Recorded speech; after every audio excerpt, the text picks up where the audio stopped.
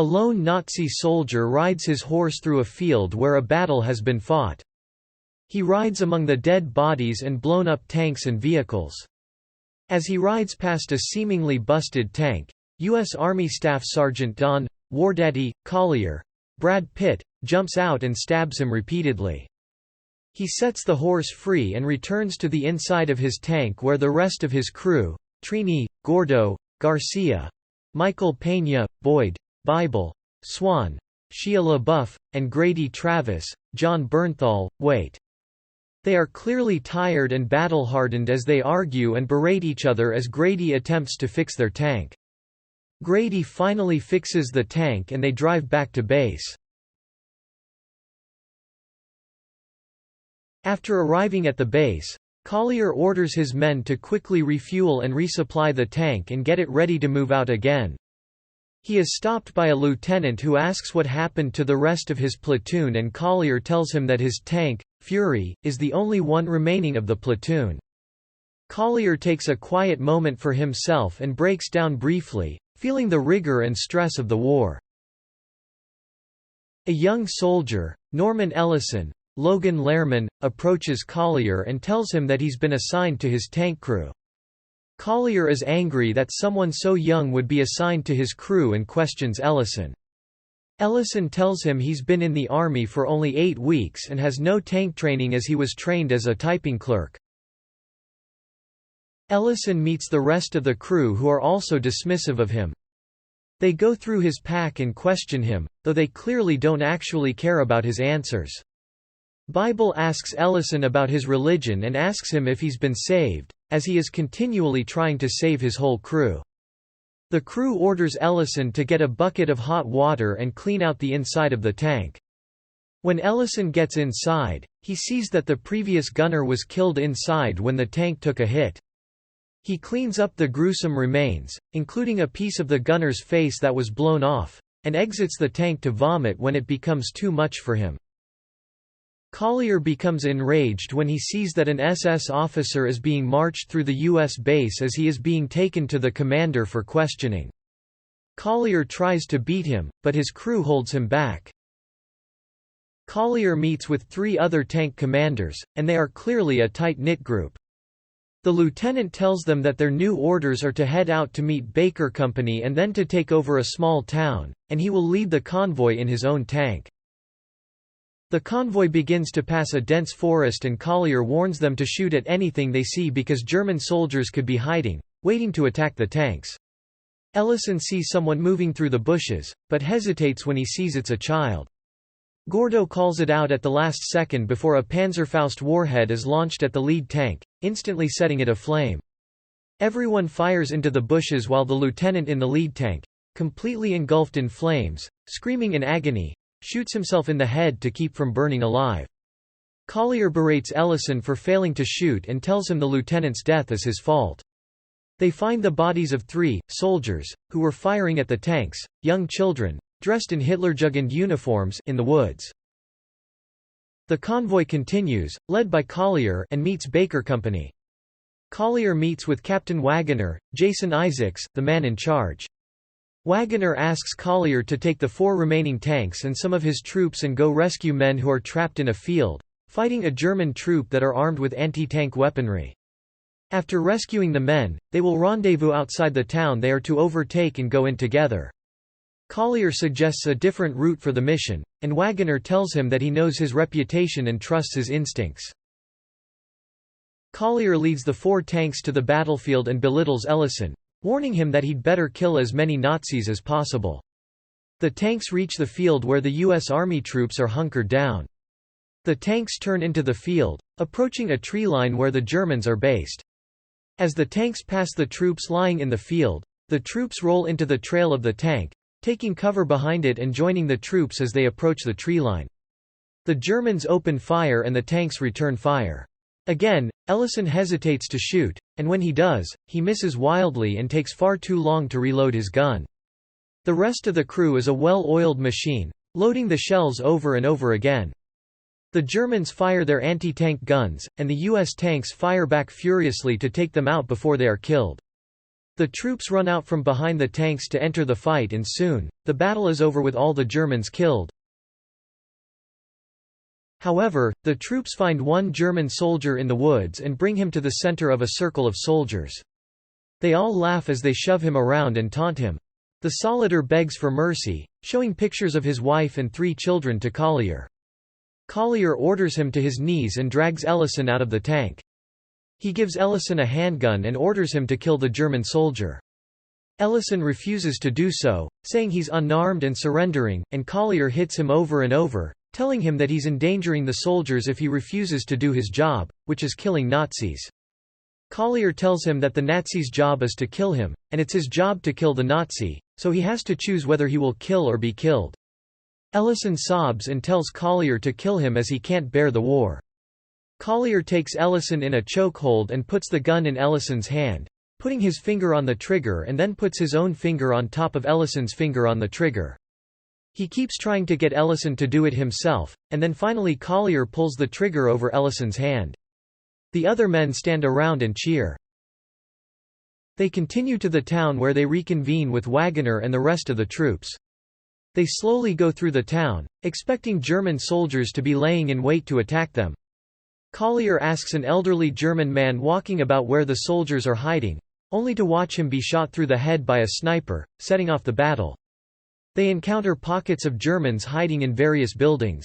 After firing a white phosphorus round through one building with a hidden anti-tank gun in it, they continue through the town until they come to a building where a German man holds out a white flag.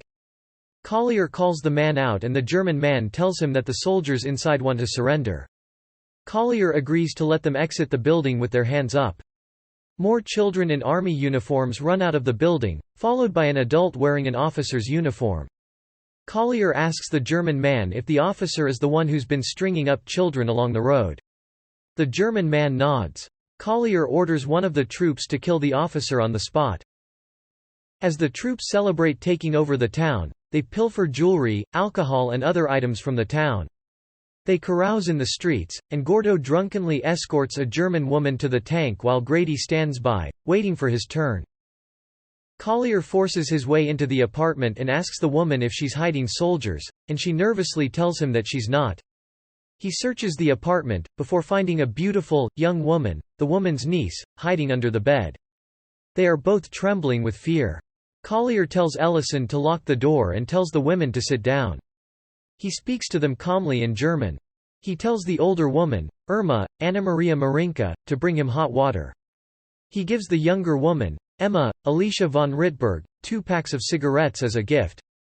He also gives her 6 eggs, to prepare for them to eat.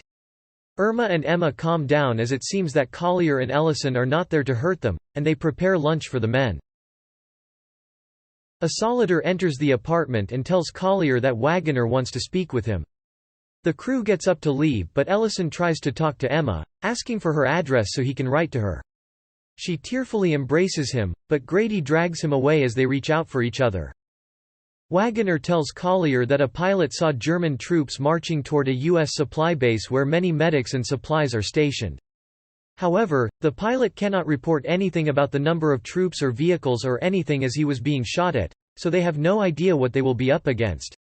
He wants Collier to take Fury and the other 2 tanks up to a crossroads and to keep the Nazis from disrupting the supply chain, which would be a huge loss to the U.S. Army. The 4 tanks head to the crossroads, but come under fire from a superior German Tiger tank that was sitting in an ambush position. The Tiger killed 1 U.S. Sherman before the others could realize what's happening. The 3 remaining Sherman tanks cover the Tiger tank with smoke rounds so they can get to cover. After that they decide to charge the Tiger from across a field, trying to outmaneuver him because their guns aren't capable of penetrating the armor of the German tank. The Tiger takes out 2 of the tanks, leaving only Fury. Gordo tries to maneuver Fury behind the German tank so they can shoot it from behind in its only weak point. Fury takes a couple of hits from the German tank but they do only small damage. They finally take out the Tiger, but they are left alone with a busted radio. They continue on to the crossroads and as they are about to approach the top of a hill, they run over a mine by a farmhouse, disabling the tank tracks. They try to fix the tank while Ellison and Grady check inside the farmhouse to ensure no enemy soldiers are hiding inside. Inside the farmhouse, they find that it's been turned into a makeshift hospital, but everyone has died. Grady takes a moment to apologize to Ellison and tell him that he's a good man, and the rest of them may not be, but Ellison is. They return to Fury, and Collier tells Ellison to head up to the hilltop to stand watch for the troops. Ellison heads up to the trees, and sits quietly, eating his rations, enjoying the peace and quiet. Soon he hears the marching song of the Nazis and peers out to see hundreds of SS troops marching with several trucks. He races back down the hill and tells the crew what he saw.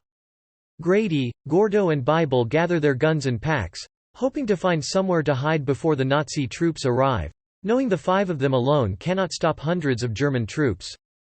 Collier however says that he's never run from a fight before, and he's not going to start now. Fury is his home, and he won't abandon it. But he tells the men to go and leave him there. Ellison refuses to leave and gets on the tank with him. One by one, Bible, Gordo and Grady all rejoin the tank. They take stock of their inventory, ammo, tank shells, grenades and smoke bombs. They retrieve a dead body from the farmhouse, put it on the tank, cover it in a U.S. Army jacket and set it along with their packs on the ground on fire. Then they sit inside and wait.